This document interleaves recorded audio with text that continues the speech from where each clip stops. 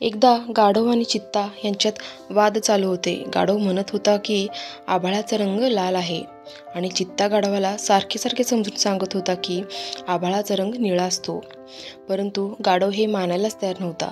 मग चित्त्याने म्हटले की आपण जंगलाचा राजा वाघाकडे जाऊ, तेच निर्णय घेतील.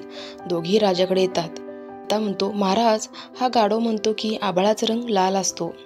त्यावर वाघ म्हणतो, तू चित्त्याला मग काय उत्तर दिले यावर? चित्ता म्हणतो, कुठे आभाळाचा रंग लाल असतो का? आभाळाचा रंग तर निळा असतो. त्यावर गाढव म्हणतो, नाही महाराज, आभाळाचा रंग लाल असतो. चित्ता म्हणाला वाघाला, तुम्हीच उत्तर द्या. वाघ म्हणतो, गाढव अगदी बरोबर बोलला, आभाळ लालच असतो. वाघ आदेश देतो की चित्त्याला 1 महिन्यासाठी पिंजऱ्यात टाका. तेव्हा चित्ता म्हणतो, परंतु महाराज, असं का? त्यावर वाघ म्हणतो, जो गाढवासोबत वाद घालतो त्याच्यापेक्षा मोठा गाढव असतो. तात्पर्य, मित्रांनो, आपल्या जीवनात पण असे अनेक गाढवासारखी मूर्ख माणसे भेटतात.